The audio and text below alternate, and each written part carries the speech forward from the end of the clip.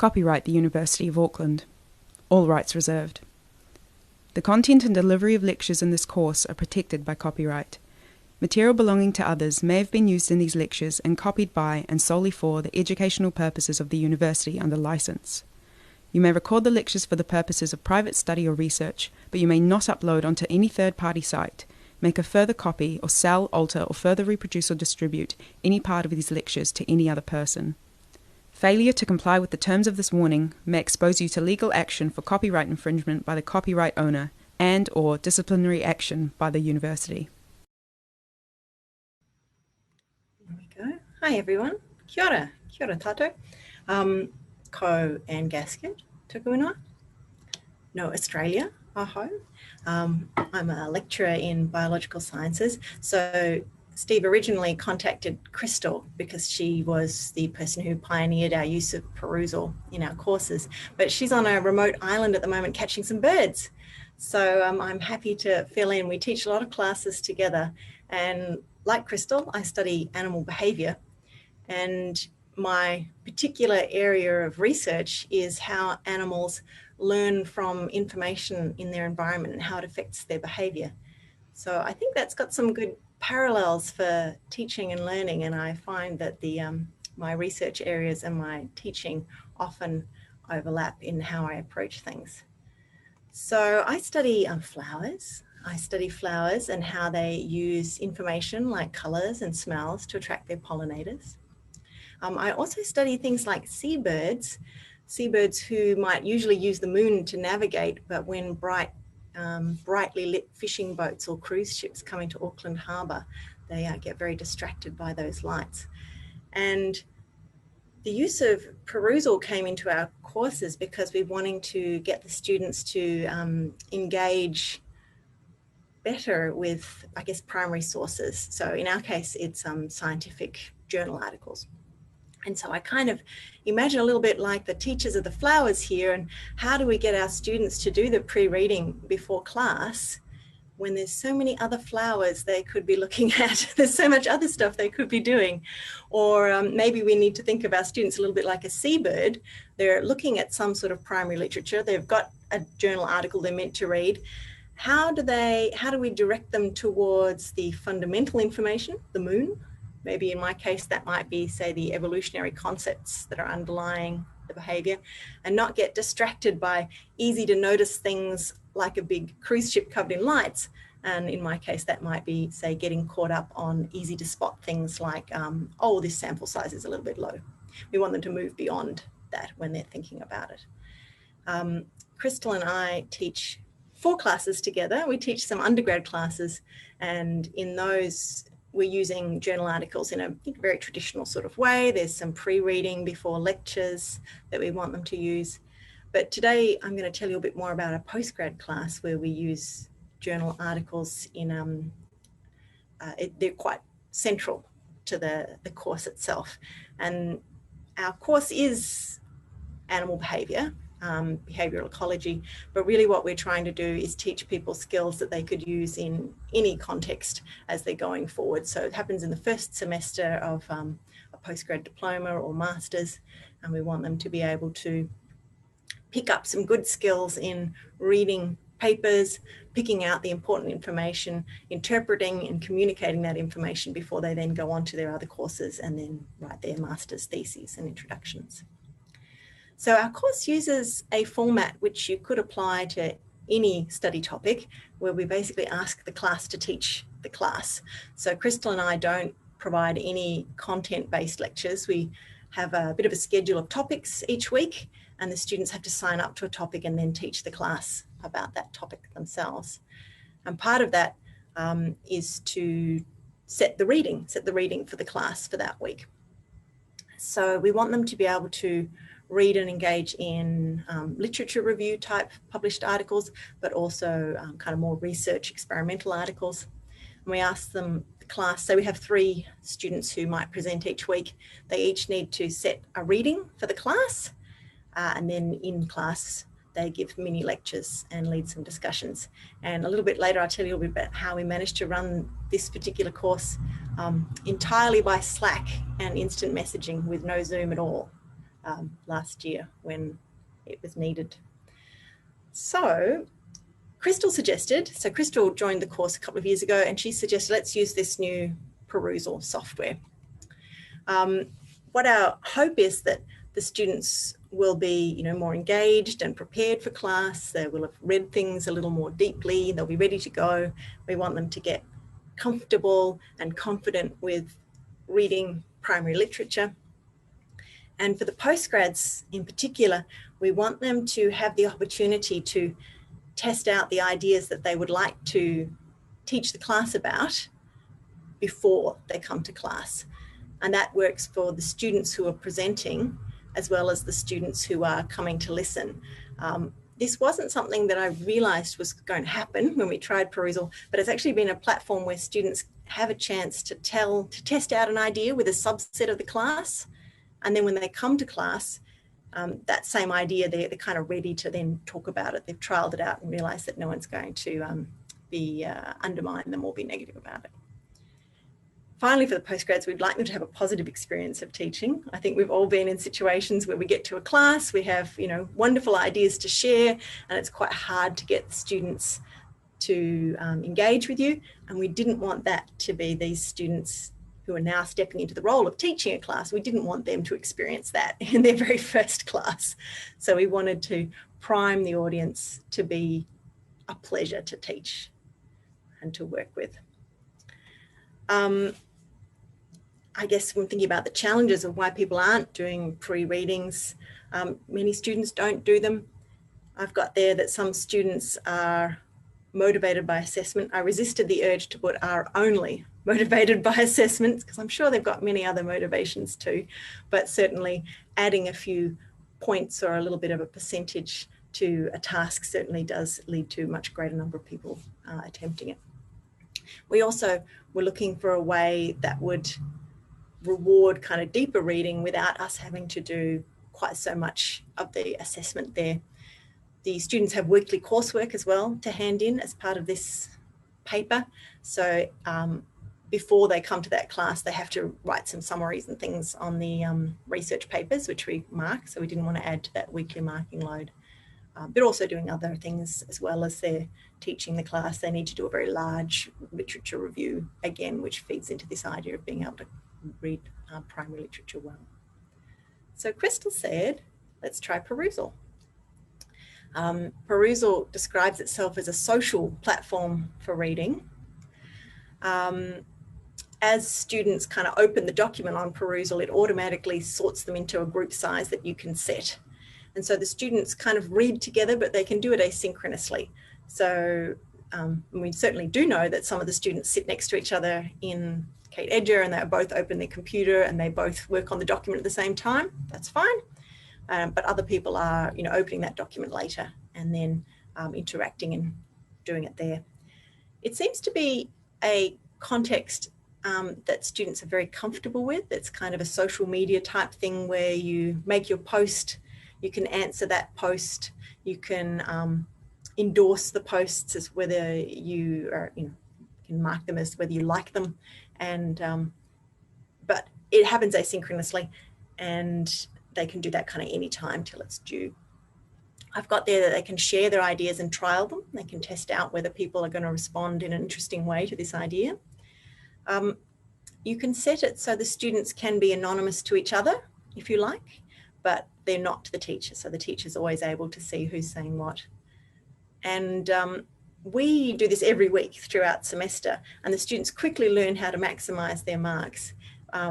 So they can kind of see how to do this well. And then, by the end of the semester, they're really doing it well. For the teachers, you can moderate and see what everyone's writing. You can download all those comments very easily as an Excel spreadsheet, which we actually provide to the student who's about to teach that topic. We download all the comments and we anonymize them and send them to the students. So before they give their presentation, they know the sorts of things that the rest of the class has been talking about.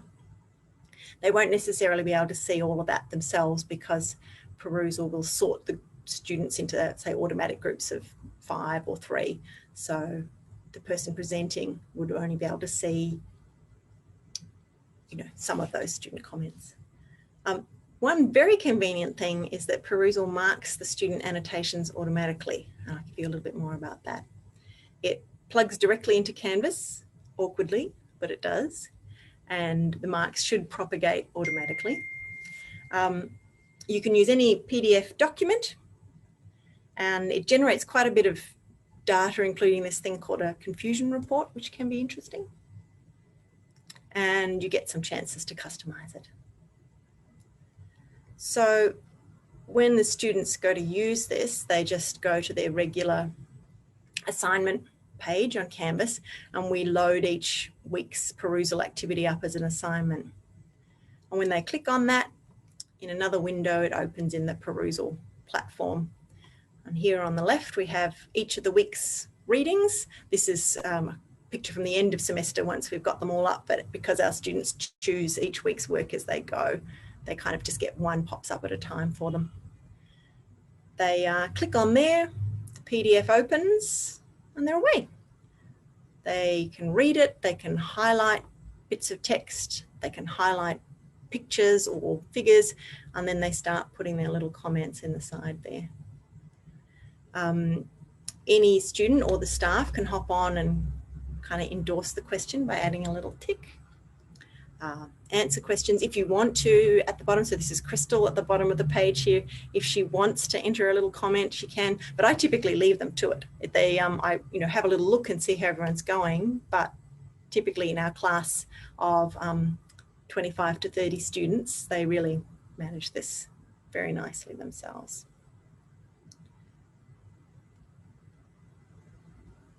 There we go. The staff get a little bit more information. So maybe on this page, you can see I have a little pie chart there of how many of the students read it and managed to get full marks for reading it. There's a bit of information there that you can also do in terms of, I like to be able to download the comments quickly in a spreadsheet and look through. There's other information. You can look at sort of individually per student if you want to, how long they've spent on tasks, but I tend to look at the class information most. Crystal likes this confusion report, which will tell you which parts of the paper people were most commenting on and the comments that they made about them. So it gives you a sense of what they're kind of talking about most. I quite like this analytics on reading because it tells you how long the students have spent on each page in the PDF, and you can see that they always spend a lot of time on the first page, and then as they go down through the number of pages, it drops right off.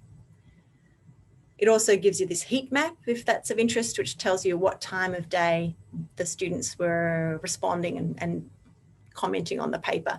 And usually it's, just before it's due, but it's kind of interesting to see when they're working on things.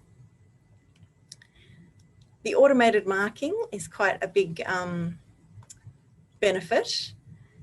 It analyzes the language used by the students, so and kind of sets it up in, I guess, different levels of complexity of their thinking.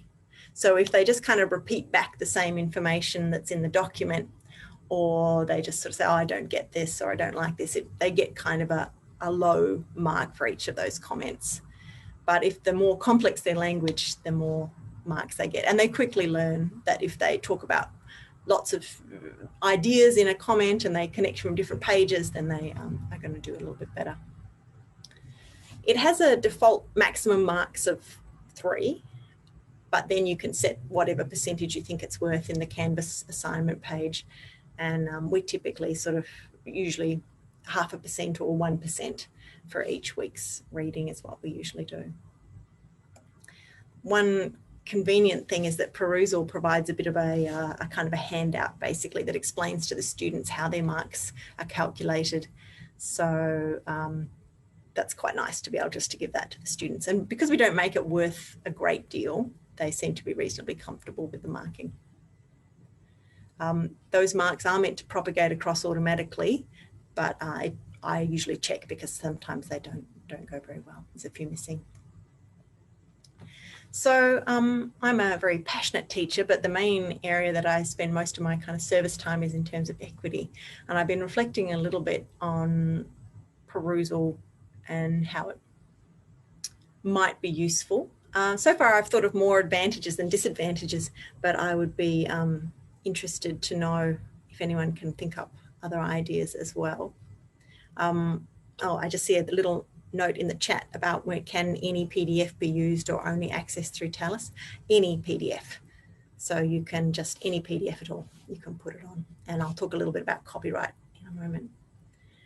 One of the great advantages, I think, is that the students are anonymous to each other when they're making these comments. And studies show that when students contribute to class, they tend to have a fairly narrow subset of people who do contribute to class.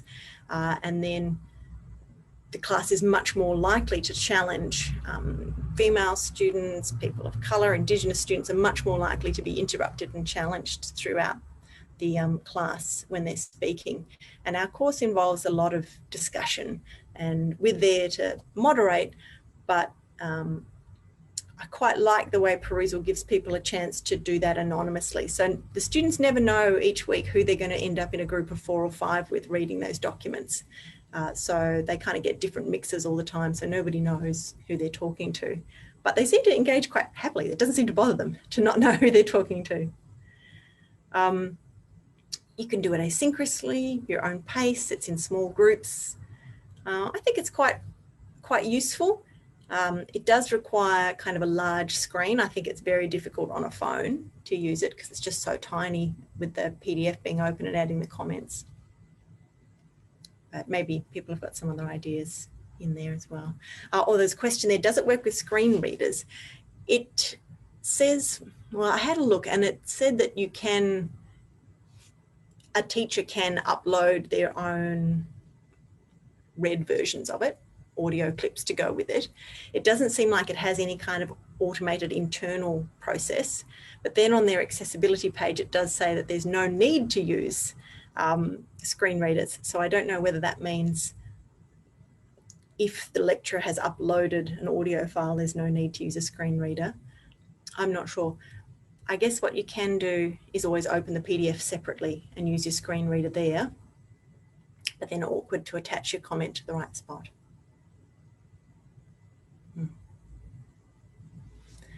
All right, there's a message there as well about using MP3s. So installing Perusall is tedious. I find it tedious, maybe some of the more people comfortable with using Canvas.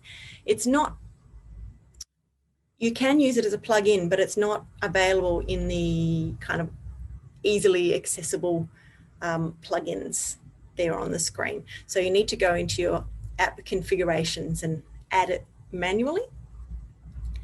And when you do that, you get this screen I've never seen for anything else, where you have to put your name and you have to add this consumer key and shared secret. And it's the same for all of us. And this is it here.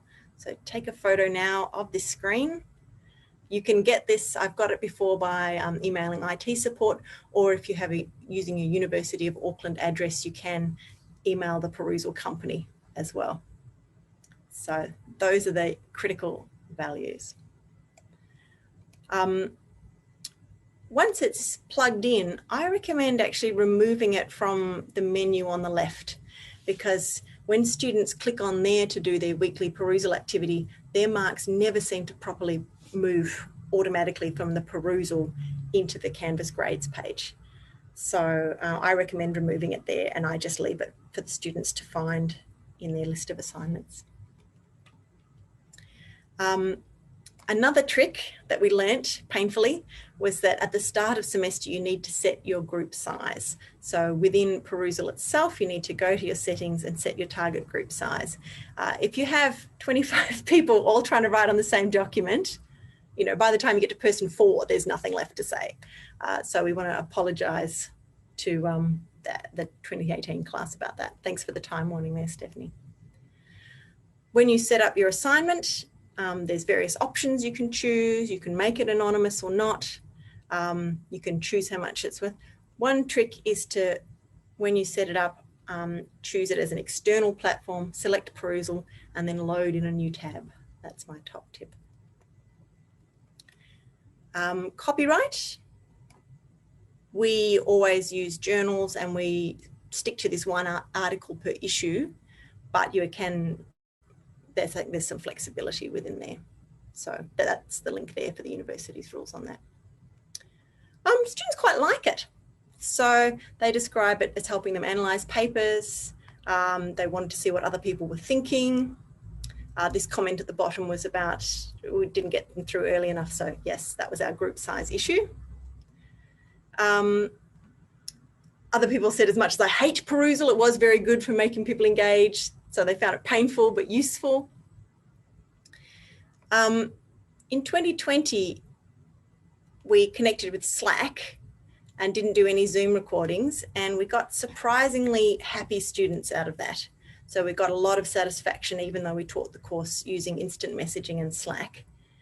And the way we did it was I set up the course, I had a channel for each week. The student would upload their presentation and a little audio file, and then we would watch it synchronously, and some people would watch it asynchronously.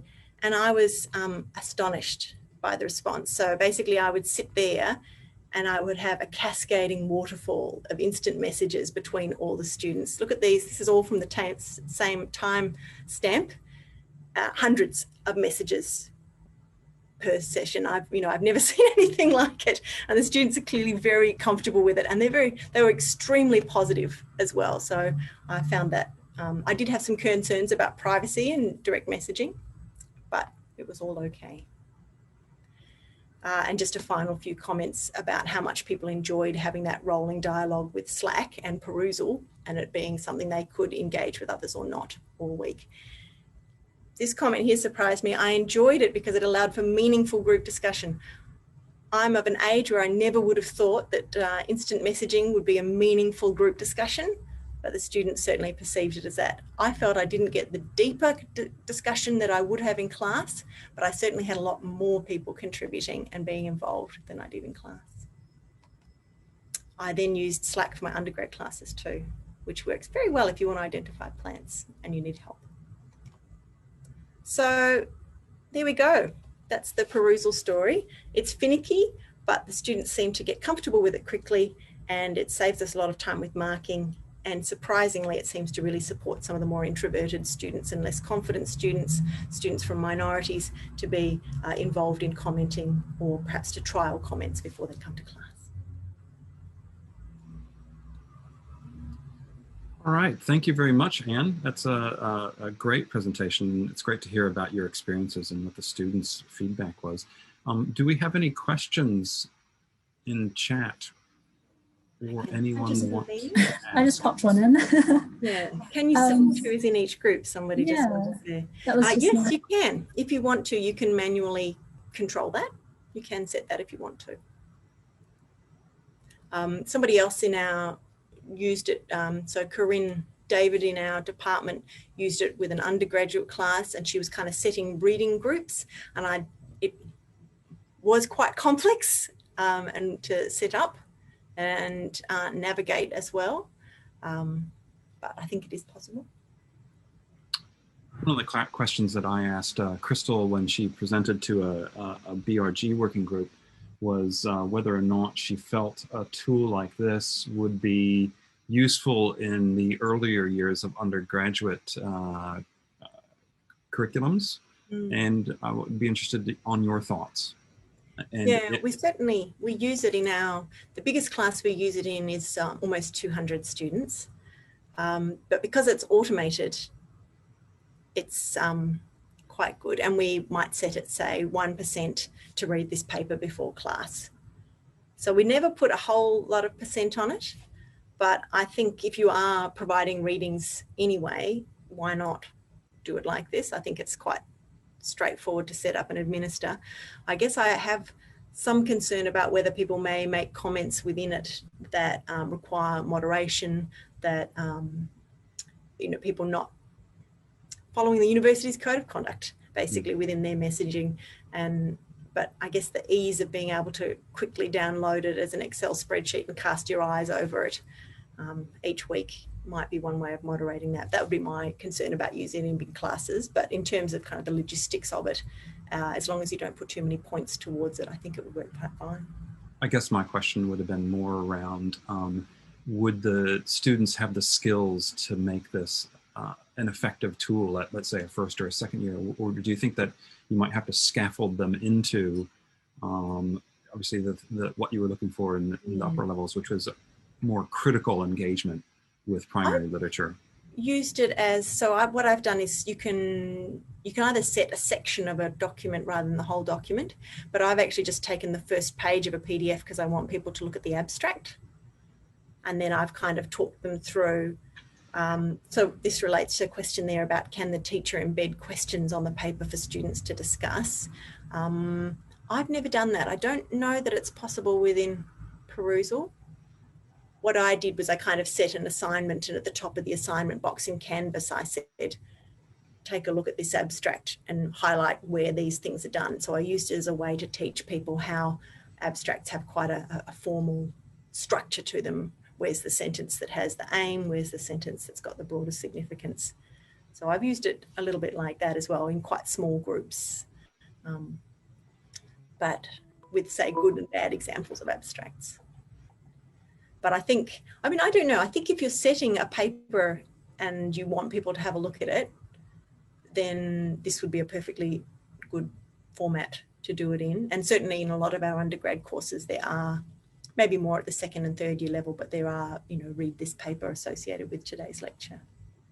I think the last question we have time for is from Nicola. Are groups fixed for the duration of the course or randomly, manually reassigned per reading topic? They vary. So I use the automated setting where it just signs people up in terms of when they open the document. So the first 4 people to open the document end up, so one person might open it, you know, a week early and put their comments in, but then when the other people, you know, the next 2 or 3 people start using it, it assigns them to the same group. So that's the one I do. But I guess if you did the manual one, you could restrict it to the same people working together. Stephanie, do you want to ask that question? Oh, yeah. I was just thinking, the fact that, are your students aware that despite being anonymous to each other, you can see who they are? Because I'm wondering if that has an impact on their behaviour. And because I remember in Crystal's presentation last year, she kind of also felt that there was no real issue with behaviour needing moderation. I guess we tell them that.